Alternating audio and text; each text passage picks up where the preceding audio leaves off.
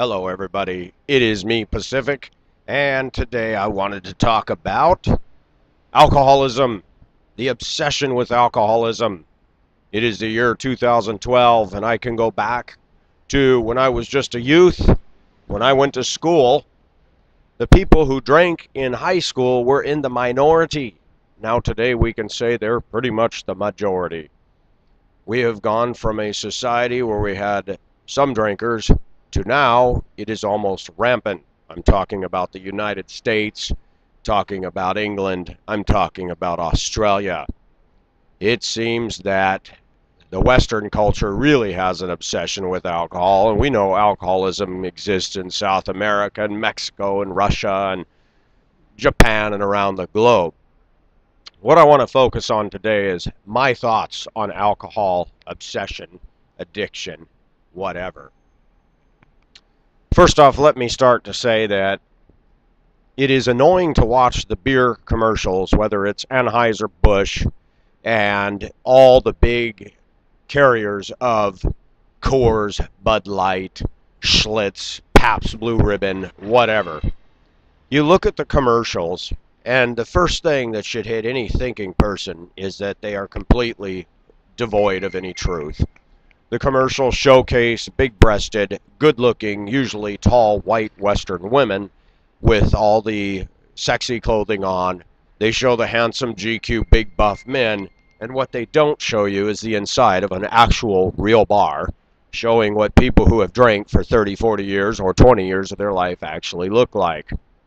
The impression one is given by watching the average multi-million-dollar Super Bowl ad commercial for alcohol and the selling of it thereof makes everybody look like they're cool and that you're missing out if you don't join them. The message is clear with the alcohol industry. Drink the beer, you get the good-looking women. Drink the beer, you're GQ. Drink the beer, you're cool. And the commercials are cute with the little frog saying Budweiser and all the other stuff. The amount of money that these industries make is beyond ridiculous. But then at holiday times, they have their glossy commercials with the Clydesdale horses, and then they say at the sideline that they donate to the cancer fund or to this fund. Not once have I seen any of the alcohol tycoons or their subsidiaries ever offer to donate money to the woman with 5 children going home from a church function or a PTA meeting or whatever at a public school whose kids were wiped out by a drunk driver plowing through a stop sign. I've never heard of the beer companies offering one dime for that victim, but meanwhile they continue to cash in. Same thing with bar owners. I have a problem with bar owners. They make money selling liquor. They don't care if the people get drunk. Sometimes they might come in and say you've had too much, but the bottom line is beer sells, alcohol sells, vice sells. The sad thing is, I'd like these commercials to do a real live reality shot of what it's like in the typical American, Australian, or British bar. In Britain, for example, a British guy told me that the fights are absolutely common after a bunch of men have imbibed, and they will punch anybody and everybody on the street. You go to Australia, and we all know what goes on down there, and people just get ridiculous. I'm sitting here in Hong Kong at the IFC Mall and Center, and it's amazing to watch Soho and Wan Chai with the expats after they've had too much liquor. Again, professionals by day, suits and ties with the attitude, the cockiness, and the assuredness of themselves, and they have a few beers and they're totally out of control, yelling and screaming and carrying on worse than a busload of junior high children. I don't know why it is that in the alcohol industry they've managed to get people to actually believe that drinking beer or wine or getting drunk is cool. Go to any college or university campus in the United States, and some kids rate the university's excellence by how cool the parties are. Forget academia, forget studying, and forget actually getting somewhere in life. I go back personally in my past. I grew up with alcoholics all around me. My family was not, fortunately, but I remember growing up in a neighborhood where there was a house of single guys and single women, party hardy, disturbed the entire neighborhood for a block away with the loud music and all that, and they thought they were cool. and you'd love to take a video of them and show it to them the next morning, but I think they destroyed so many brain cells by their drinking that they would never get it anyway. It's funny, when I go to work in the American workplace, I can't tell you how many people have come up to me Monday morning when I say, "Good morning, how are you?" "Oh, come on, man, don't say good morning. How come you got so much energy?" And they're still sleeping off the weekend's hangover and paying homage to the porcelain deity, throwing up. I don't understand why people call this fun. Let's talk about this from a logical basis. Why would you buy something that's no good for your body? You basically urinate it right out or throw it up, not to mention the destruction it does to your liver when you have too much. And I'm going to get into something soon here about Christianity and liquor and that whole thing, because even Christianity's taken a slide in this whole issue. But let's talk about the whole alcoholic industry. Let's talk about men and women that know they're going to go out and have a night of drinking and then get in their car and they become a loaded weapon out of control. "I'm sorry" just doesn't cut it when the alcoholic's sitting there and they're charged with DUI and killing a family. Sorry just doesn't bring the family back. Sorry doesn't pay the medical bills and the damage done to autos and people and life. I don't understand. Even here in Hong Kong, there's signs over the overpasses that say, "Don't drink and drive," and I have to chuckle.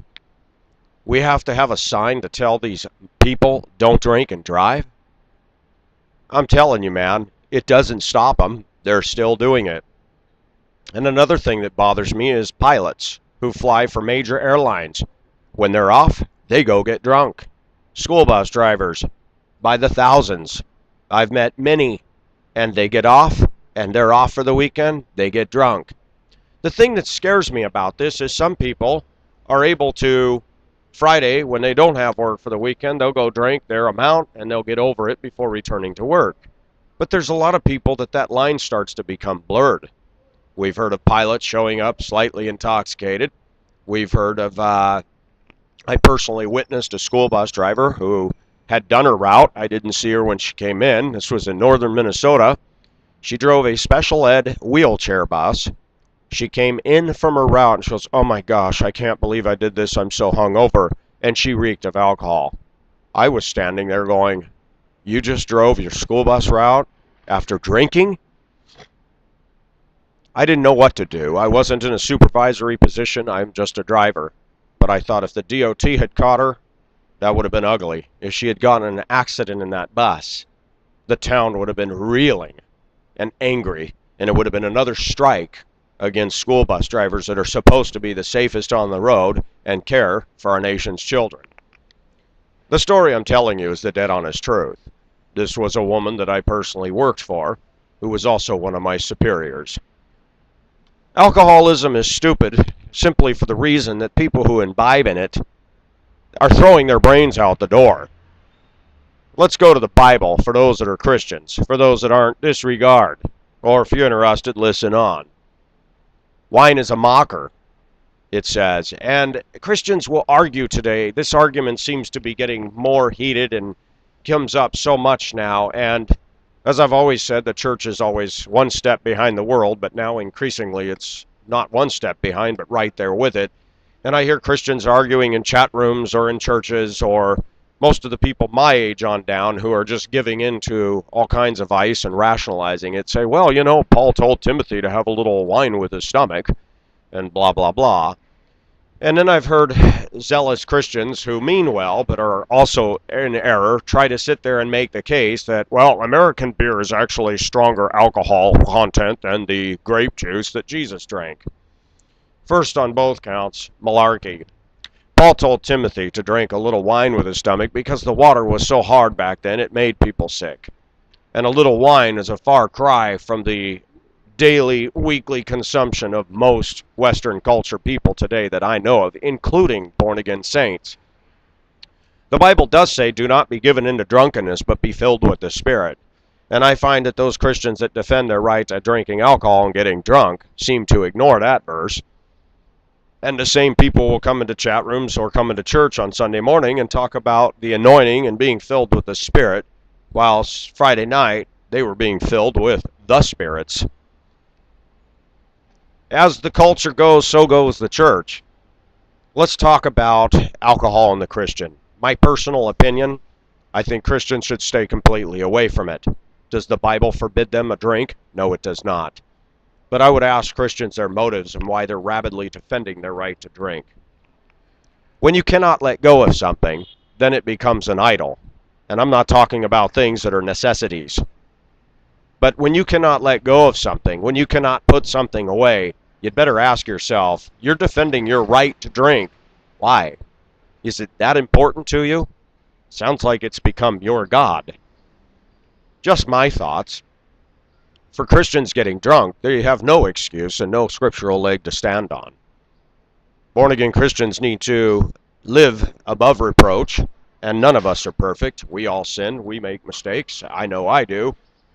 But when I see a Christian sitting there with his baseball cap on backwards, drinking a Coors can, it just kind of conjures up an image that says, wow, it's kind of hard to see. For me personally, I think that born-again Christians ought to have nothing to do with the alcohol industry. They're nothing but corporate giants making millions of dollars. And the harm and damage that these industries are doing, they are responsible. They are responsible. They're selling a product that causes people to get in their cars and drive drunk and wipe out families.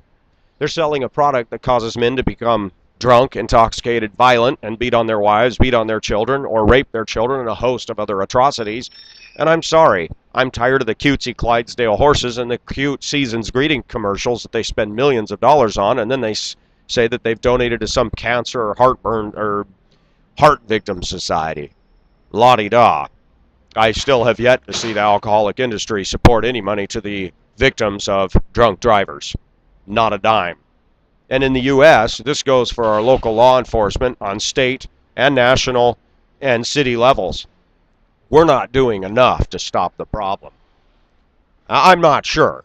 Somebody from Britain can correct me on this in a comment, pending my approval, about whether this is true or not, but I was told that when somebody drinks and drives and gets caught in England, they lose their license.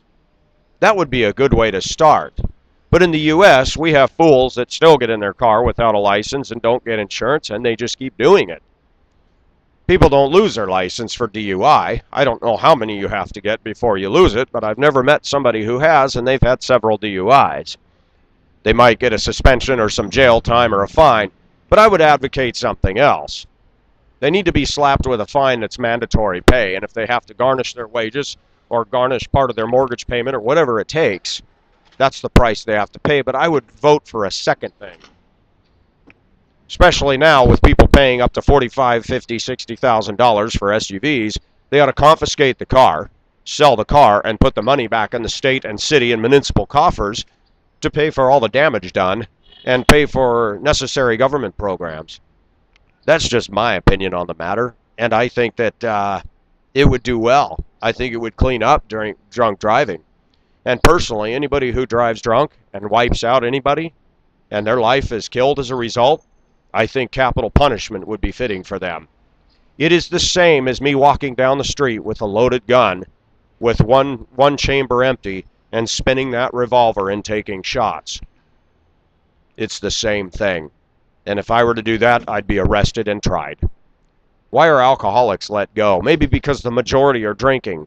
And I've noticed in American society, they don't deal with the majority. They usually come after the minority. But that's another video. They put hard things on CDL drivers, but they don't do anything about John Q. motorists, which are the #1 problem on the road. And they do very little about drunk driving. Oh, they have little DUI traps and stuff like that, but it doesn't stop the problem. Back to born-again Christians and alcoholism. To be filled with the Spirit means to be under the control of the Spirit. And I admit, no Christian is always under the control of the Spirit.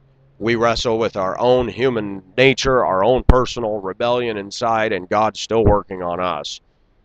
But anytime you give yourself over to a controlled substance, you are opening the door to be under the control of somebody else. I have watched alcoholics, and over the years I've noticed something. When they relinquish their right to using self-control over themselves and allow alcohol to take over, Satan has a field day. Yes, you heard it. Am I saying that people who drink are demon possessed? No, I'm not. If you're not born again, you're already controlled by Satan. If you're a Christian, you're opening the door to the devil to having a field day. But when people give up their right to control themselves, and whether it's drugs or alcohol, you are opening yourself up to be controlled by the spirit realm. And 9 times out of 10, it's not going to be the Holy Spirit. I struggle with this alcohol thing. I've never drank a drink in my life. And I remember a time going to school growing up where it was normal for the most of the kids not to drink. Now that is reversed and flip-flopped. And what bothers me today, personal anecdote here, I worked at a bus company in northern Minnesota, and I was made fun of by school bus drivers who would go across the street to a place, a bar, after work, and go have a few. And on Fridays, Saturdays, they would have many.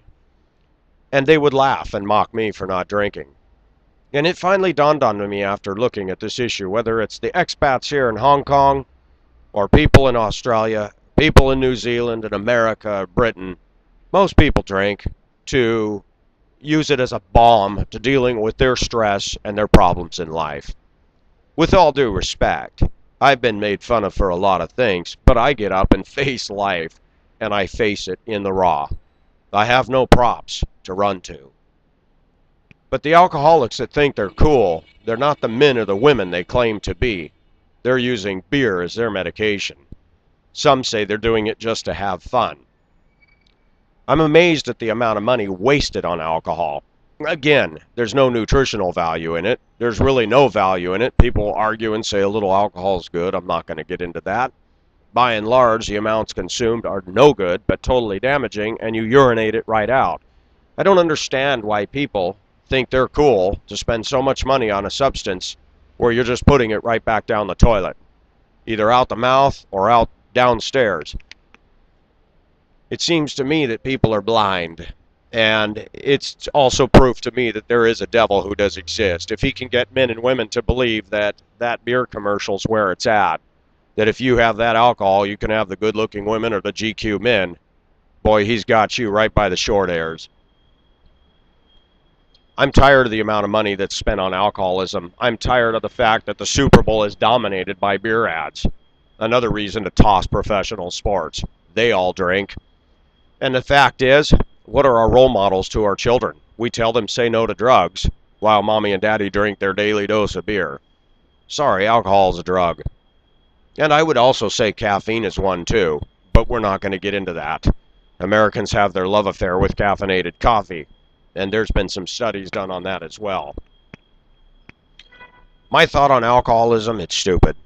I think that if a man wants to be a man, he needs to face life and just say no to beer of any kind. I certainly don't think it's ladylike to see a woman get drunk. That's my opinion, and you can call that old-fashioned, but there's nothing more disgusting than living here in Hong Kong and hearing the expats yelling and screaming, the women, at 2 o'clock in the morning, and these are the same ones that wear professional clothes by day and think they're hot stuff. I find that alcoholics are very immature. I find that they can't deal with life. I find that they're in denial, and they really look down their nose at everybody else who doesn't drink. I am disgusted with alcoholism. I've grown up with it all around me. I've lived in apartments where people drink, and you go knock on their door at 2 o'clock in the morning and say, hey, I can't sleep. And their response, we're just trying to have fun. Why is it you just against us having fun? Another thing about alcoholism is the selfishness involved. They think that they have the right to party, even though the guy next door also has the same right to a sound night's sleep because he's got to go to work the next day and drive our nation's children. Interesting. I think alcoholism is selfishness. I think it's me-centered. And I think it's vain. And I think that anybody who owns a bar and makes their money off of that, to me it's blood money. It's not an honest living. To sit there and say, well, that's their choice to get drunk. Give me a break.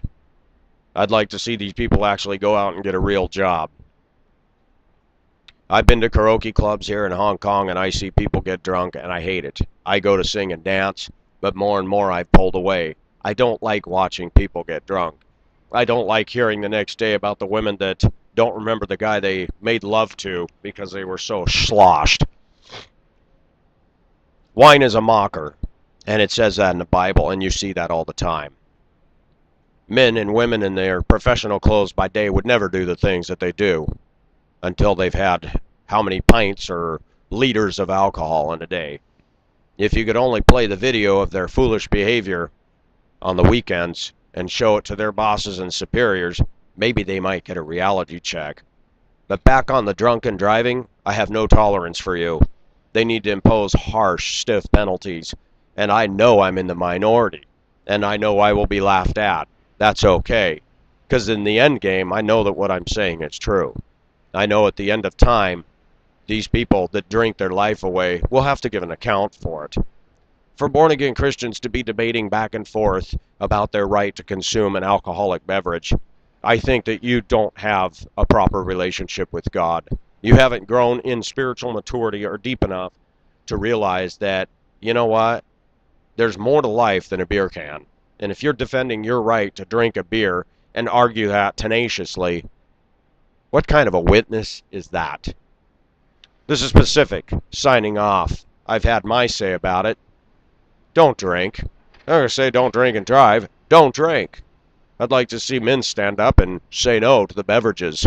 I'd like to see women become ladies and stop imbibing in it as well. Have a great day. Bye-bye.